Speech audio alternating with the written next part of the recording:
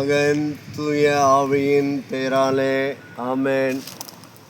கிறிஸ்து இயேசுவுக்குள் பிரியமான என் அன்பு சகோதர சகோதரிகளே, மீண்டுமாக இந்த காணொளி மூலமாக ஆண்டவருடைய வார்த்தையை உங்களோடு பகிர்ந்து கொள்வதில் நான் பெரும் மகிழ்ச்சி அடைகின்றேன்.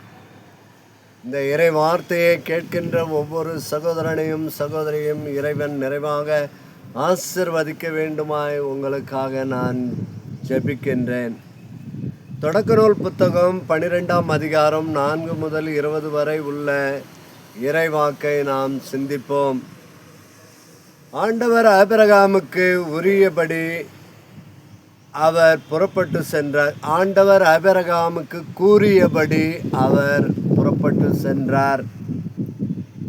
ஆரோனை விட்டு சென்றபோது ஆபிரகாமுக்கு வயது 75. ஆபிரகாம் தன் மனைவி சாராவையும் தன் தம்பி லோத்தையும் அழைத்து கொண்டு ஆரானில்தான் சேர்த்து வைத்திருந்த செல்வங்களையும் ஆடு மாடுகளையும் தன் பணியாட்களையும் அழைத்து கொண்டு கானான் நாட்டை அடைந்தார். சிக்கேமில் இருந்த மோரேயின் கருவாலி மரத்தை அடைந்தார். கனானியர் அந்த நாட்டில் வாழ்ந்து வந்தனர். ஆண்டவர் ஆபிரகாமுக்கு, இந்த நாட்டை உனக்கும் உன் வழிமரபினருக்கும் இந்த நாட்டை பரிசாக கொடுப்பேன் என்றார். என் அன்பு சகோதர சகோதரிகளே, ஆண்டவர் இயேசு அந்த கனானியர்கள் வாழ்ந்த நாட்டை ஆபிரகாமுக்கு பரிசாக ஆண்டவர் இயேசு கொடுப்பேன் என்று வாக்குறுதியை கொடுக்கின்றார்.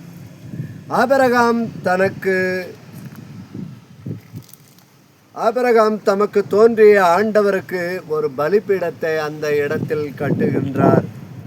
பெத்லகேமுக்கு கிழக்கே மலைப்பக்கம் சென்று கூடாரத்தை அமைத்து அதில் ஒரு பலிபீடத்தை அமைத்து ஆண்டவருடைய திருப்பெயரை தொழுதார். ஆபிரகாம் வாழ்ந்த இடத்தில் உணவு பஞ்சம் ஏற்பட்டது. பார்வோனிடமிருந்து காப்பாற்ற ஆபிரகாம் எகிப்து நாட்டிற்கு சென்றார். அங்கே பார்வோன் மன்னனிடத்திலே அவர் செல்லுகின்ற பொழுது சாராளை அவர் தன்னுடைய சகோதரியாக சொல்லுகின்றார். ஏனென்றால் சாராள் அழகு மிக்கவளாக இருக்கின்றாள். அவருடைய கணவர் என்று சொன்னால் அவர்கள் கொன்று விடுவார்கள், ஆபிரகாமை கொன்று விடுவார்கள். அந்த பார்வோன் மன்னனிடத்தில் இருந்து தன்னை பாதுகாத்து கொள்ள தன்னுடைய மனைவி சாராளிடத்தில் ஆபிரகாம் நான் அவருடைய தங்கை என்று சொல்லுகின்றார். என் அன்பு சகோதர சகோதரிகளே, தன்னுடைய உயிரை பாதுகாக்க தன்னுடைய மனைவியை தங்கை என்று பார்வோன் மன்னனிடத்திலே சொல்லுகின்றான் ஆபிரகாம். உடனே அந்த பார்வோன் மன்னன் சாராவின் அழகில் விழுந்து அவளை தன்னுடைய மனைவியாக்குகின்றான். அதை தெரிந்தவுடன் அவள் ஆபிரகாமின் மனைவி என்று எப்பொழுது தெரிகின்றது என்றால், கடவுள் அவனுடைய குடும்பத்தை, பார்வோனையும் அவனுடைய குடும்பத்தையும் பல நோய்களால் அவர்களை சித்திரவதை செய்கின்றார். ஏனென்றால் அடுத்தவனுடைய மனைவியை அவன் தன்னுடைய மனைவி ஆக்கி கொண்டதால் அவனுக்கு பல துன்பங்களை, துயரங்களை, கஷ்டங்களை, நோய் நொடிகளை அவனுக்கும் அவனுடைய குடும்பத்தாருக்கும் ஆண்டவர் இயேசு கொடுக்கின்றார். இதை புரிந்து கொண்ட பார்வோன் மன்னன் ஆபிரகாமை அழைத்து, நீ என்னிடம் ஏன் இவ்வாறு பொய் சொன்னாய்? ஏன் கடவுளுக்கும் எனக்கும் எதிராக நீர் கடவுளுக்கும் எனக்கும் எதிராக நீர் ஏன் இப்படி பிளவுபட்டு ஏற்பாடு செய்தாய் என்று சொல்லுகின்றார்.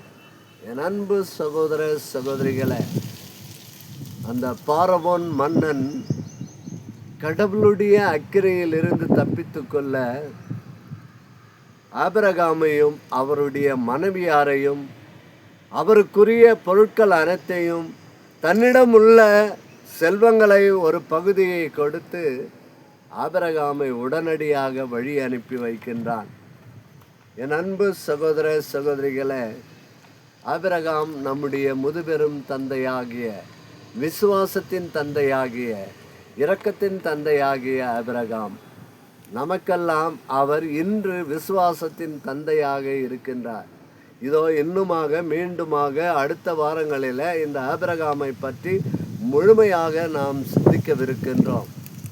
ஆபிரகாம் கடவுளை எப்படி வழிநடத்துகின்றார், அவர் விசுவாசம் எப்படி இருந்தது என்பதை பற்றி நாம் சிந்திக்கவிருக்கின்றோம். என் அன்பு சகோதரனே, சகோதரியே, தொடர்ந்து நாம் ஜெபிப்போமா? அழைக்கும் இறைவன் குரல் கேட்போம், அவர் அழைப்பினை ஏற்று பின்தொடர்வோம். அழைக்கும் இறைவன் குரல் கேட்போம். எரியும் புதரில் மோயிசனை, வீசும் காற்றில் எலியாவை. எரியும் புதரில் மோயிசனை, வீசும் காற்றில் எலியாவை. இடியின் ஒலியில் சின்னப்பறை, இடியின் ஒலியில் சின்னப்பறை. இறைவன் அழைத்து வா என்றுரைத்தார். அழைக்கும் இறைவன் குரல் கேட்போம், அவர் அழைப்பினை ஏற்று பின்தொடர்வோம். அழைக்கும் இறைவன் குரல் கேட்போம். என் அன்பு சகோதர சகோதரிகளே, இந்த அழைக்கும் இறைவனுடைய குரலை கேட்கின்ற நாம் தொடர்ந்து அந்த அழைப்பினை ஏற்று அவரோடு ஒன்றித்து வாழக்கூடிய ஆற்றலை இறைவன் நமக்கு நிறைவாக தரும்படியாக நாம் தொடர்ந்து அவரிடத்தில் ஜெபிப்போம். இதோ இந்த உலகம் முழுவதையும் தனதாக்கி கொண்டாலும் தன்னுடைய ஆன்மாவை இழப்பானாகில் அவனுக்கு என்ன பயன் என்று கேட்கின்ற அந்த ஆண்டவர் இயேசு கிறிஸ்து நம் ஒவ்வொருவருக்கும் ஒரு அழைப்பை கொடுத்திருக்கின்றார். அந்த அழைப்பை ஏற்று அவரோடு கூட ஒன்றித்து அவரிலே நிலைத்து வாழுகின்ற பொழுது அந்த ஆண்டவர் இயேசுவினால் ஆசீர்வதிக்கப்படுவோம். இது ஆபிரகாமை அழைத்த இறைவன், பாலும் தேனும் பொழியும் நாட்டை நான் உனக்கு கொடுப்பேன் என்று சொன்ன இறைவன் அந்த பாரவோன் மன்னனிடத்தில் இருந்து தன்னுடைய உயிரை பாதுகாத்து கொள்ள, என் அன்பு சகோதரனை சகோதரியே, தன்னுடைய மனைவியை ஒரு சகோதரியாக அவர் ஏற்றுக்கொள்கின்றார்.